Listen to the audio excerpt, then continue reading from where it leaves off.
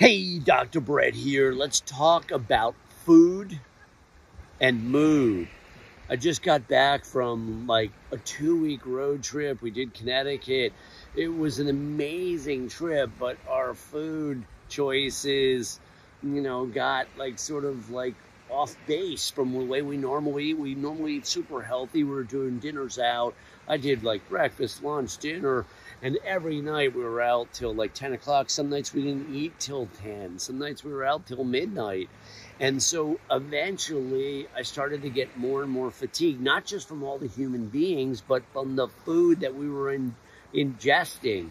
Now, my wife and I have started to do less food and healthier foods. Now, we've always been relatively healthy, but we're starting to do a little bit of a window, meaning 8 to 10 hours of eating, and then more of the fasting, meaning your sleep time, and then not being in a rush to eat in the morning, and then trying to eat earlier at night. But the opposite occurred on this big road trip we did, and then by the time we got back, I woke up and I was depressed. Now, I pulled out of it. I was able to sort of go in the ocean, start eating right again, getting a massage, and doing things to pull out of it. But can you imagine living this way?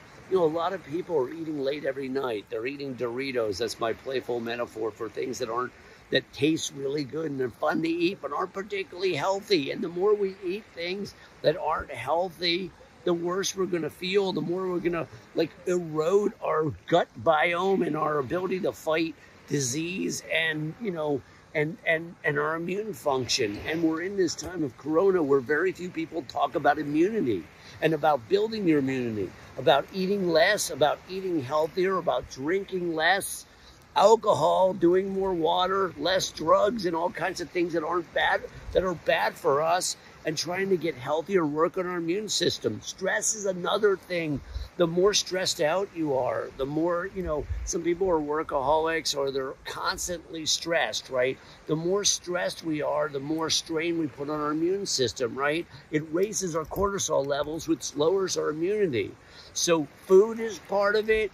And mood is, food affects mood, but all these different factors affect our immune system. And in this time right now, I can't think of anything we'd rather do than help our immune system. So let's consider the possibility of eating healthier. What does that mean? Whole foods. I'm a meat eater, so I don't need to be vegetarian. It's not necessarily my thing. But less dairy, certainly less processed foods, and less sugar. Sugar's deadly. Everything you read and study, when I say you, I mean me, and almost all these doctors and nutritionists and coaches I've listened to over the years, it all says something very similar. Processed foods are deadly, and so is sugar. And when we eat healthier, we feel better, and we have a better immune system. Hey, I'm Dr. Brett. Hit like and subscribe, and if you really want to support us, sign up to our Patreon.